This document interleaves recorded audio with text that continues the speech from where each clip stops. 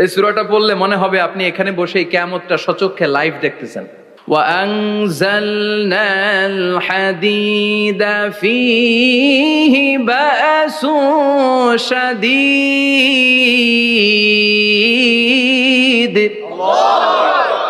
আমি পৃথিবীর মধ্যে লোহা নাজিল করেছি, লোহার ভেতরে আছে ভয়ঙ্কর ধরনের শক্তি। মানাফিউ লিন-নাস, মানুষের জন্য উপকার আছে না নাই? সব কাজে লোহা লাগে। এই পাহাড়ের এত শক্তি যে পৃথিবীর এই থারথার করে কাঁপুনিকে বন্ধ করে দিয়েছে। হালমিন খালকিকা আসাদ্দা মিনাল জিবাল, ইয়া রব, আপনার সৃষ্টিকুলের মধ্যে পাহাড়ের চেয়ে শক্তিশালী কি কিছু আছে? আল্লাহ বললেন নাম আছে। কি সেটা? আল্লাহ বললেন সেটা হচ্ছে আল হাদিদ, মানে লোহা। লোহা চিনেন? এই হাদিদ নামে, আল হাদিদ নামে আল্লাহর কোরআনে একটা সূরা আছে না নাই? সূরাতুল হাদিদ, লোহার সূরা। ওয়া আনজালনাল হাদিদ ফীহি বাসুন শাদীদ ওয়া মানাফিউ লিন-নাস। আল্লাহ বললেন আমি লোহাকে নাজিল করেছি। লোহা পৃথিবীর কোনো উপাদান নয়। পৃথিবীতে লোহার মলিকিউল তৈরি হয়নি, হয়েছে মহাবিশ্বের অন্য কোনো জায়গা থেকে। লোহার একটা অণু তৈরি করতে 1 কোটি ডিগ্রি সেলসিয়াসেরও বেশি তাপমাত্রা লাগে।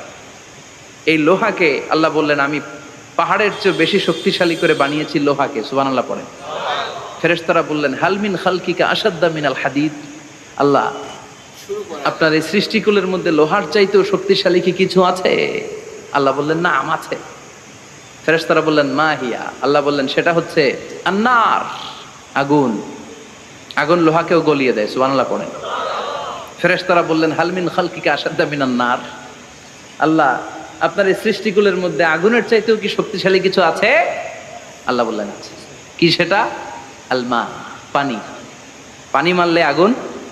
সুবহানাল্লাহ পড়েন। ফেরেশতারা বললেন ইয়া রব হালমিন খালকিকা আসাদ্দা মিনাল মা, আপনার এই সৃষ্টিকুলের মধ্যে পানির চাইতেও শক্তিশালী কি কিছু আছে? আল্লাহ বললেন নাম আছে। সেটা কি? আর রিহ। আর রিহ মানে বাতাস। কারণ বাতাসের ধাক্কায় সমুদ্রে, সাগরের পানিতে ঢেউ খেলে, জলের উচ্ছ্বাস হয়, জলোচ্ছ্বাস হয়, ঠিক কি না? এবার ফেরেশতারা বললেন মাবুদ, পানির চাইতেও বেশি শক্তিশালী বাতাস। এবার আমাদের জানতে বড্ড মনে চায় এই বাতাসের চাইতেও শক্তিশালী কোন সৃষ্টি আপনার সৃষ্টি জগতে আছে নাকি? আল্লাহ বললেন বাতাসের চাইতেও শক্তিশালী একটা জিনিস আছে। দেখি কে কইতে পারে, বলেন। সুবহানাল্লাহ। আল্লাহ বললেন বাতাসের চাইতেও শক্তিশালী হলো আশরাফুল মাখলুকাত, মানুষ। কিয়ামতটা যেদিন হবে, ওই দিন গোটা বিশ্বব্যাপী আমাদের পরিস্থিতি কি হবে এটার একটা নকশা আল্লাহ নিজে এই সূরার নকশা এঁকে দিয়েছে। কিয়ামতের প্রামাণ্য ধারা বর্ণনা আল্লাহ নিজে দিয়েছে। এই সূরাটা পড়লে মনে হবে আপনি এখানে বসে কিয়ামতটা সচক্ষে লাইভ দেখতেছেন। সুবহানাল্লাহ পড়বেন না? সূরাটার নাম হচ্ছে আল কারিয়া। কি নাম? সবাই বলেন কি নাম? আল কারিয়া মানে হচ্ছে বিকট আওয়াজ, ভয়ঙ্কর আওয়াজ, জাইগান্টিক সাউন্ড, বোম্বাস্টিং মার্কা সাউন্ড। যেই সাউন্ড, যে আওয়াজ, যে বিকট শব্দ পৃথিবীর কোনো মানুষ শুনে নাই। The trumpet, the siren, the whistle, বিশাল এক হুইসেল বাজানো হবে। ওই হুইসেল বা সাইরেন বাজানোর ফলে বিকট একটা শব্দে গোটা বিশ্ব ভেঙে খান খান হয়ে যাবে। এটার নামই হচ্ছে আল কারিয়া। চিল্লা এখন সুবহানাল্লাহ। ওই হুইসেল দেওয়ার জন্য, ওই সাইরেন বাজানোর জন্য, ওই সুরের ভেতরে, সিঙ্গার ভেতরে ফুৎকার দেওয়ার জন্য রব্বুল আলামিন স্পেশাল একটা ফেরেশতা বানিয়েছেন। তার নাম হলো ইসরাফিল আলাইহিস সালাম। কি নাম? ইসরাফিল আলাইহিস সালাম। সাইরেনের ভেতরে 3টা ফুৎকার দেওয়ার জন্য তৈরি করেছেন। তার ডিউটি হচ্ছে তার গোটা জীবন জুড়ে সে হুইসেলের ভেতরে 3টা ফু দিবে। এটার বাংলায় বলে সিঙ্গা। বাংলায় কি বলে? সিঙ্গায় ফু দিবে কয়টা? চিল্লায় বলেন। এই ফেরেশতার পা দুটো হচ্ছে জমিনে, এই ফেরেশতার মাথা হচ্ছে আকাশেরও অনেক উপরে। সৃষ্টির পর থেকে এই ফেরেশতা ওই সিঙ্গাটা, ওই বাঁশিটা তার 2 ঠোঁটের মাঝখানে লাগিয়ে আল্লাহর আরশের দিকে তাকিয়ে আছে, and just waiting for the green signal. আল্লাহর পক্ষ থেকে সিগন্যাল আসার অপেক্ষায় আছে যে আল্লাহ কখন বলবে যে ফু দে। সুবহানাল্লাহ। 3টা ফু দেওয়ার জন্য রব্বুল আলামিন একটা ফেরেশতা বানালেন। ইসরাফিল ফেরেশতা সৃষ্টির শুরু থেকে বিশাল সিঙ্গাটাকে, সাইরেনটাকে, ট্রাম্পিটটাকে 2 ঠোঁটের মাঝখানে লাগিয়ে আল্লাহর আরশের দিকে তাকিয়ে আছে, কবে আমার প্রভু বলবে সাইরেনের মধ্যে বাঁশি বাজা। He is waiting. ঠিক এই মুহূর্তে যখন আমি কথা বলছি আর আপনারা শুনছেন, ঠিক এই মুহূর্তেও ওই সাইরেনটা ওনার দুই ঠোঁটের মধ্যে লাগানো, আর উনি আরশের দিকে তাকিয়ে অপেক্ষা করছে কখন আমার রব আদেশ করে, আর তখন আমি সিংহায় ফুৎকার দিয়ে গোটা বিশ্বটারে মেসাকার বানিয়ে দিব। সুবহানাল্লাহ। এই ঘটনাটাই আল্লাহ প্রামাণ্য দলিল দিয়ে বর্ণনা করেছেন। আর বর্ণনা করতে যে এই সূরার নাম দিয়েছেন আল কারিআ। কি নাম? মানে বিকট আওয়াজ, ভয়ঙ্কর আওয়াজ, বজ্রনিনাদ, মহাপ্রলয়ের সেদিন এমন আওয়াজ হবে যে আওয়াজ পৃথিবীতে কেউ কোনোদিন আমরা শুনি নাই। ইসরাফিল যখন ওই সিংহার ভেতরে ফুৎকার দিবে, ওই ফুৎকারের যে আওয়াজটা হবে, এই আওয়াজটা কি এই আওয়াজগুলোর মতো? কথা বলেন। এর চেয়ে অনেক ভয়ঙ্করতম আওয়াজ, যে আওয়াজ শুনলে আপনার হৃদয় শিউরে উঠবে, কেঁপে উঠবে। এই আওয়াজটার নাম হচ্ছে আরবিতে আল কারিআ।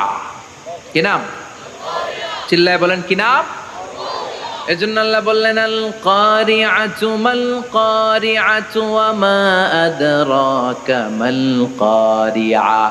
সেদিনের আওয়াজটা হলো ভয়ঙ্কর আওয়াজ, ওই আওয়াজটার নাম আমি আল্লাহ দিয়েছি আল কারিআ। আল কারিআ মাল কারিআ ওয়া মা আদরাকা মাল কারিআ। তিনবার তিনি সূরার শুরুতে তিনবার এই শব্দটা উচ্চারণ করেছেন। কয়বার? কথা বলেন। তিনবার। যে কোনো জিনিস তিনবার যখন আমরা বলি, গুরুত্ব বোঝানোর জন্য বলি, বলি না? বিশ্বনবীও মাঝে মাঝে কোনো জিনিসের ইম্পর্টেন্স, সিগনিফিকেন্স, তাৎপর্য এবং গুরুত্ব বোঝানোর জন্য তিনবার বলতেন। কয়বার?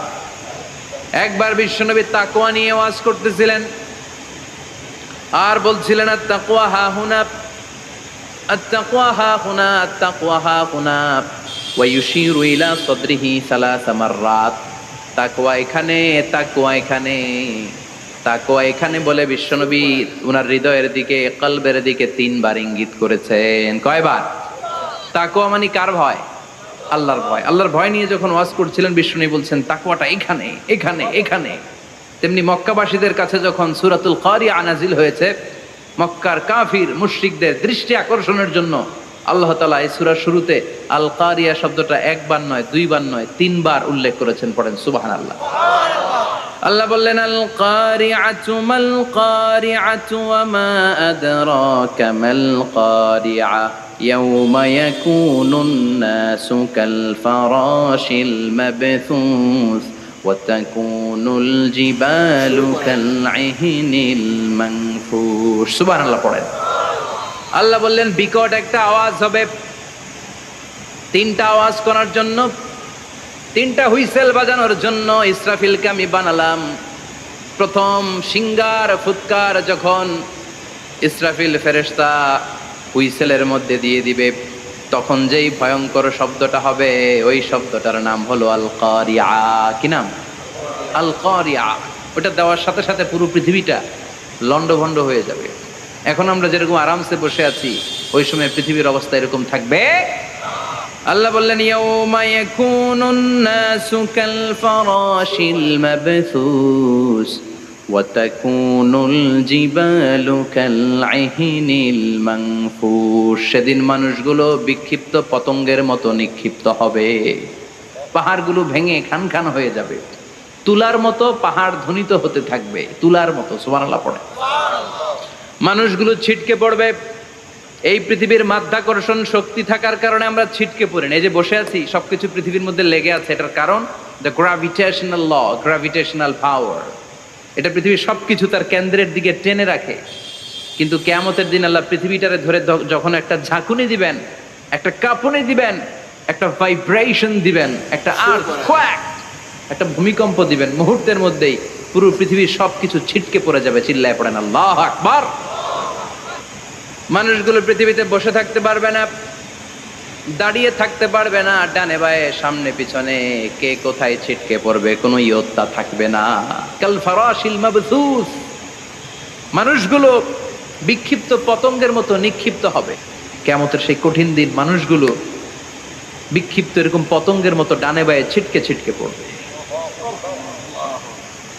পাহাড়গুলো চূর্ণ বিচূর্ণ হয়ে যাবে, ভেঙে খান খান হয়ে যাবে।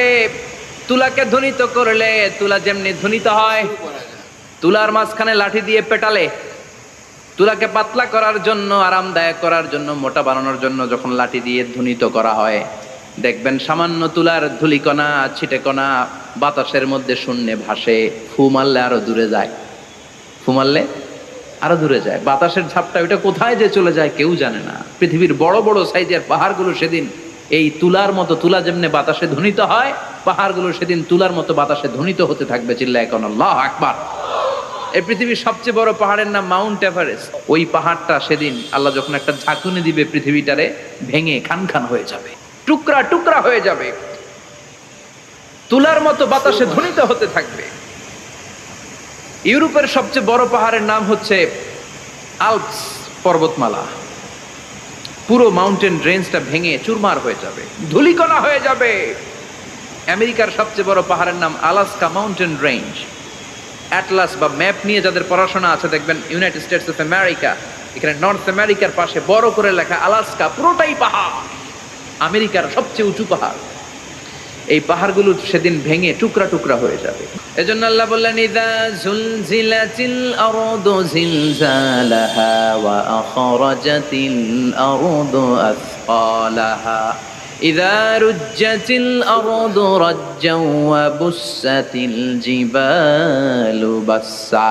সেদিন যখন আল্লাহ একটা ভূমিকম্প তৈরি করবে, পৃথিবীটাকে যখন নাড়িয়ে দিবে, কাঁপিয়ে দিবে, একটা পাহাড়ও টিকবে না, সবগুলো পাহাড় তুলার মতো ধ্বনিত হতে থাকবে, ছিন্ন বিচ্ছিন্ন হয়ে ডানে বায়ে ছিটকে পড়বে।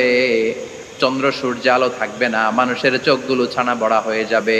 ফাইদা বারিকাল বাসারু ওয়া খাসাফাল কামারু ওয়া জুমিআশ শামসু ওয়াল কামারু ইয়াকুলুল ইনসানু আইনাল মাফার। চাঁদে আলো থাকবে না, সূর্যে আলো থাকবে না, প্রক্সিমা সেন্ট্রাইতে আলো থাকবে না, আলফা সেন্ট্রাই এ, আলফা সেন্ট্রাই বি, ইটা ক্যারিনা, ব্যাটেল জিউস, অ্যান্ড্রোমেডা, একটার ভেতরেও সেদিন আলো থাকবে না, সবগুলো অন্ধকার হয়ে যাবে।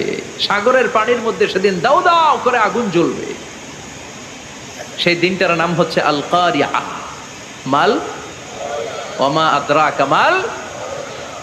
মানুষগুলো পাগল হয়ে যাবে। কেউ থাকবে তখন টয়লেটে, ইমাজিন কেমন ভাবে আল্লাহ নকশা এঁকেছেন। কেউ থাকবে টয়লেটে, কেউ থাকবে ক্ষেত খামারে, কেউ থাকবে অফিস আদালতে, কেউ থাকবে রান্নাঘরে, কেউ থাকবে মৌজ মাস্তির ভেতরে। ঠিক তখনই কিয়ামত হয়ে যাবে, কেউ পার পাবে না, সবার মুখে একটা চিৎকার, আইনাল মাফার। পালাবো কোথায়? কিয়ামতটা শুধু পৃথিবীর একদিকে অনুষ্ঠিত হবে না, গোটা বিশ্বব্যাপী হবে, তাই না? নাকি বাংলাদেশে কিয়ামত শুরু হইলে সৌদিতে হবে না? হ্যাঁ, আমেরিকাতে হবে না, সুইজারল্যান্ড, ইন্দোনেশিয়া, অস্ট্রেলিয়া, গোটা বিশ্বব্যাপী একসাথে কিয়ামতের ভয়ঙ্কর দৃশ্যের অবতারণা ঘটবে। চিল্লা এখন ঠিক কি না? মা তার ছেলেরে চিনবে না, দুধের বাচ্চাকে রেখে মা পালাবে। দুধের বাচ্চা, যে বাচ্চা দুধ খায়, ব্রেস্ট ফিডিং বেবি, এই বাচ্চারা রেখে মা কোনো দিকে যায়? ডানে বায়ে কোথাও সরতে চায় না, ব্যথানি পায়, কষ্টনি পায়। এই দুধের বাচ্চাটারে ধাক্কা মেরে মা দিবে দৌড়। তাহলে কি ভয়ঙ্কর ঘটনা সেদিন ঘটবে। 3 মাসের 4 মাসের পেটের ভেতরে অপরিপক্ক বাচ্চা, এখনো পরিপূর্ণ হয় নাই, হাত পা ভালোভাবে গজায় নাই, ছোট্ট একটা গোশতের টুকরা। হসপিটালে এরকম যতগুলো নারী থাকবে, কিয়ামতের ভীতিকর অবস্থা দেখে মুহূর্তের মধ্যে সব অপরিপক্ক বাচ্চাগুলো ডেলিভারি হয়ে যাবে। এক ধাক্কায় 3 মাসের বাচ্চাটার হাত পা গজায় নেই এখনো ঠিক মতো, এক ধাক্কায়, এক ভূকম্পনে, এক কাঁপুনির চোটে পেটের সব বাচ্চাগুলো খালাস হয়ে যাবে, ডাক্তার ছাড়া, ইনজেকশন ছাড়া। আল্লাহ বললেন সেদিনটার নাম হলো আল কারিয়া। মাল ওয়া মা আদরাকা মাল ইয়াউমা ইয়াকুনুন নাসু কাল ফারাশিল মাবথুস। মানুষগুলো নিক্ষিপ্ত হবে। ওয়া তাকুনুল জিবালু কাল আহিনিল মানফুশ। পাহাড়গুলো তুলার মতো ধ্বনিত হতে থাকবে। এখন উপরের দিকে তাকালে কি সুন্দর নীল আকাশ দেখা যায়। সেদিনে আকাশও থাকবে না। ইয়াউমিন নাতবিস সামাআ কাতায়্যি সিজিল্লিল লিল কুতুব। কাগজের পৃষ্ঠা যেমনি তোমরা ভাঙো, কাগজ যেমনি হাতের মুঠোয় নিয়ে তোমরা গুটিয়ে ফেলো, সেদিন এই বিশাল 7 আকাশটারও হাতের মুঠোয় নিয়ে গুটিয়ে ফেলবে কে? কাতাইয়ি সিজিল্লিল কুতুব, ক্যান ইউ ইমাজিন, আপনি কি কল্পনা করতে পারেন এই দৃশ্যপট যখন ঘটবে গোটা বিশ্বব্যাপী কি মেসাকার হবে। স্যাটেলাইট চ্যানেলগুলো ভেঙে দুমড়ে মুচড়ে পড়বে, পৃথিবীর যত বড় বড় টাওয়ারগুলো আছে ভেঙে আবাসিক এলাকার উপর পড়বে, পাহাড়গুলো ভেঙে খান খান সাগরের পানির ভেতরে দাউ দাউ করে আগুন জ্বলবে। বুর্জ আল খলিফা পৃথিবীর সবচেয়ে উঁচু টাওয়ার, ওইটার তো কিছু হবে না, ওই দিন কি হবে? ভেঙে যাইব, ভেঙে খান খান হয়ে যাবে, ভেঙে টুকরা টুকরা হয়ে যাবে। সে কথাই আল্লাহ বললেন, আল কারিআতু মাল কারিআতু ওয়া মা আদরাকা মাল কারিআ ইয়াওমা ইয়াকুনুন নাসু কাল ফারাশিল মাবথুস ওয়া তাকুনুল জিবালু কাল ইহনিল মানফুশ। কি দৃশ্য আল্লাহ আঁকলেন। প্রথমে একটা সাইরেন দেয়া হবে, দেয়ার সাথে সাথে ভেঙে চুরে সব সারখার, মানুষগুলো পাগলের মতো দৌড়াবে। ওমা হুম বিসুকারা ওয়ালাকিন্না আযাবাল্লাহি শাদীদ। মানুষগুলোর দৌড়াদৌড়ি দেখলে মনে হবে যে মাতালের মতো দৌড়াচ্ছে, রেড ওয়াইন খেয়ে হুইস্কি খেয়ে মদ খেয়ে পাগলের মতো দৌড়াচ্ছে। আসলে মদ খায় নাই, হুইস্কিও খায় নাই। সেদিন আল্লাহর আযাব এত ভয়ঙ্কর হবে, মানুষগুলো সব হয়রান হয়ে যাবে, মানুষগুলো পাগলের মতো দৌড়াবে। সাগরের পানিতে দাউ দাউ করে আগুন, স্যাটেলাইট ভেঙে খান খান, বিল্ডিং গুলো ভেঙে ভেঙে পড়ছে, পাহাড়গুলো ধ্বনিত হচ্ছে, গোটা বিশ্বব্যাপী বিকট আওয়াজ। পৃথিবীর যখন ঠিক এইরকম অবস্থা, আল্লাহ তাআলা ইসরাফিলকে বলবে, ইসরাফিল 3টা ফুৎকার দেওয়ার জন্য তোকে তৈরি করেছি, এবার দ্বিতীয় ফুৎকারটা দে। তাকে ফুৎকার দিতে হবে মোট কয়টা? আরো জোরে বলেন। সে কেবল একটা দিয়েছে, এবার দ্বিতীয় ফুৎকার দিবে। দ্বিতীয় ফুৎকার যখন সে দিবে, মুহূর্তের মধ্যে পৃথিবীর মধ্যে যত মানুষ আছে সবগুলো মরতে শুরু করবে, একটার পর একটা মালাকুল মাউত রুহু কবজ করতে শুরু করবে। মরবেন না শুধু একজন, চিল্লায় বলেন তিনি কে? কুল্লু মান আলাইহা ফানি ওয়া ইয়াবকা ওয়াজহু রাব্বিকা যুল জালালি ওয়াল ইকরাম ফাবিআইয়ি আলাই রাব্বিকুমা তুকাযযিবান। পৃথিবীর মধ্যে যা যা তোমরা দেখো সব হয়ে যাবে ফান। সব কি? ফান। আমরা বলি না ফানা ফানা, বলি ফানা ফানা হয়ে যাবে, কিছু থাকবে না, থাকবে একজন, চিল্লায় বলেন তিনি কে? এজন্য সব সময় আল্লাহর কাছে কামনা করবেন, আল্লাহ তুমি ঈমানের মরণ দাও। বিশ্বনবী বলেন, শাহাদাতের তামান্না নিয়ে যদি, অন্তরে শাহাদাতের ইচ্ছা নিয়ে যদি, শাহাদাতের তামান্না নিয়ে যদি কেউ বিছানার মধ্যে ডায়রিয়া রোগে আক্রান্ত হয়েও মারা যায়, হার্ট অ্যাটাক করেও মারা যায়, স্ট্রোক করেও যদি মারা যায়, কিন্তু অন্তরে যদি শাহাদাতের তামান্না থাকে, কিয়ামতের ময়দানে শহীদদের সাথে তারে দাঁড় করাবে কে? দ্বিতীয় ফুৎকার দেওয়ার সাথে সাথে আল্লাহ মালাকুল মাউতকে বলবে, ও মালাকুল মাউত, পৃথিবীর সব মানুষগুলোর রুহু কবজ কর। সব মানুষের রুহু কবজ হয়ে যাবে, সব জিনদের রুহু কবজ কর, সব জিনদেরও রুহু কবজ হয়ে যাবে। এবার সব ফেরেশতাদের রুহু কবজ কর, সব ফেরেশতাদের রুহু কবজ হয়ে যাবে। আল্লাহ বলবেন, আখবিরনি মান ইয়াবকা, আর কে কে বেঁচে আছে বল।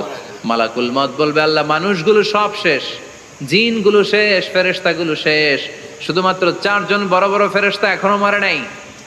আল্লাহ বলবে, যা জিব্রাইল, মিকাইল, ইসরাফিল, যে ইসরাফিলের ফুৎকারে কিয়ামত হয়েছে ওই ইসরাফিলকেও শেষ করে ফেল। জিব্রাইল, ইসরাফিল, মিকাইল সব শেষ, এবার মহাবিশ্বে কেউ নাই। আল্লাহ বলবেন, আখবিরনি মান ইয়াবকা, ও মালাকুল মাউত আজরাইল, এবার কে আছে? কয় কেউ নাই, সব শেষ। কেউ আছে? কেউ নাই, সব শেষ, আছে শুধু আল্লাহ আর মালাকুল মাউত, ঠিক কি না?